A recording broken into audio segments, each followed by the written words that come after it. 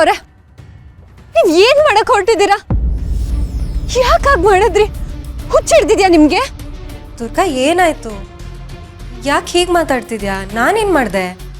ಅಂಬಿಕಾ ಅವ್ರೆ, ಸುಮ್ಮನೆ ಏನು ಗೊತ್ತಿಲ್ದಿರೋರ್ ತರ ಮಾತಾಡ್ಬೇಡಿ.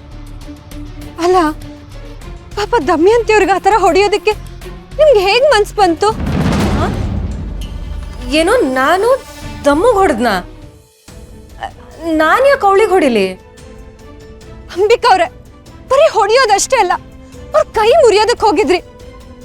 ನಾನು ಅಕಸ್ಮಾತ್ ತಡಿಯಕ್ ಬರ್ಲಿಲ್ಲ ಅಂದಿದ್ರೆ ಕೈ ಮುರಿದು ಅವ್ರ ಕೊರಳಿಗೆ ಹಾಕ್ಬಿಡ್ತಿದ್ರೇನೋ. ಯಾಕೆ ನಿಮ್ ಮನ್ಸು ಇಷ್ಟೊಂದು ಕಲ್ಲಾಗಿ ಹೋಗಿದೆ? ಅಲ್ಲ ದುರ್ಗಾ, ನಿನ್ಗನ್ಸತ್ತಾ ನಾನು ಇಂಥ ಕೆಲಸ ಮಾಡ್ತೀನಿ ಅಂತ? ಹೋಗಿ ಹೋಗಿ ನಾನು ದಮ್ಮು ಕೈನ ಯಾಕೆ ಮುರಿಲಿ? ಯಾಕೆ ಇಷ್ಟೊಂದು ಮೊಂಟನ ಮಾಡ್ತಿದ್ದೀರಾ ನೀವು? ಅವ್ರ ಕೈ ಮುರಿಯಕ್ ಹೋದಾಗ ನಾನೇ ನಿಮ್ಮನ್ನ ತಡೆದಿದ್ದು.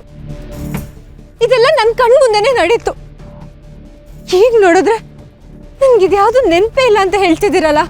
ಇಲ್ಲ ದುರ್ಗಾ, ನನ್ನ ನಂಬು, ನಾನು ಏನು ಮಾಡಿಲ್ಲ. ದುರ್ಗಾ, ನೀನು ಹೇಳೋದನ್ನ ಕೇಳ್ತಿದ್ರೆ ನನಗೆ ತುಂಬ ವಿಚಿತ್ರ ಅನ್ನಿಸ್ತಾ ಇದೆ. ಅಲ್ಲ, ನಿಜವಾಗ್ಲೂ ನಾನು ಅದನ್ನೆಲ್ಲ ಮಾಡದ್ನಾ? ಅಲ್ಲ, ನೀನು ಸುಳ್ಳು ಹೇಳ್ತಿಲ್ಲ ಅಂತ ನನಗೆ ಗೊತ್ತು. ಆದರೂ ನೀನು ಹೇಳ್ತಿರೋದು ಒಂದು ನನಗೆ ನೆನಪಿಗೆ ಬರ್ತಿಲ್ವಲ್ಲ. ನೀವು ಹೇಳೋದು ನನಗೆ ನಂಬಕ್ಕೆ ಆಗ್ತಿಲ್ಲ. ಇಲ್ಲ, ನೀವಲ್ಲಿದ್ರಿ, ಆದ್ರೆ ನೀವಾಗಿರ್ಲಿಲ್ಲ. ನಿಮ್ ಕಣ್ಣಲ್ಲಿ ಏನೋ ಒಂಥರ ಕ್ರೌರ್ಯ ತುಂಬಿಕೊಂಡಿತ್ತು.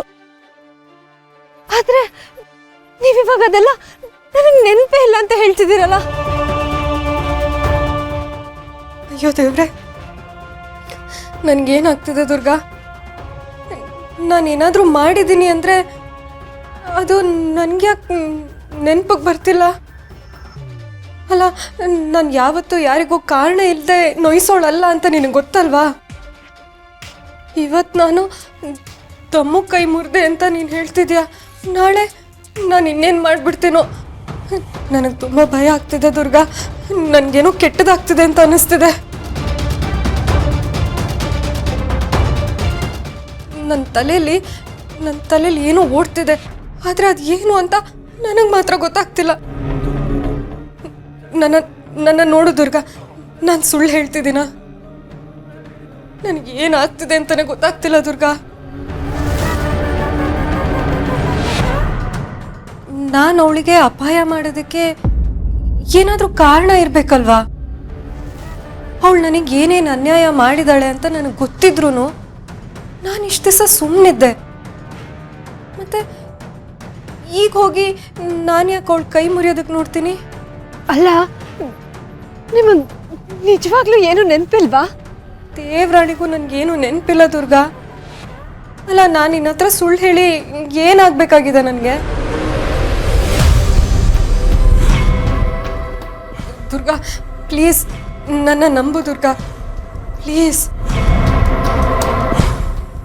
ಅಯ್ಯೋ, ಇವ್ರು ಯಾಕೆ ಹೀಗೆ ಹೇಳ್ತಿದ್ದಾರೆ?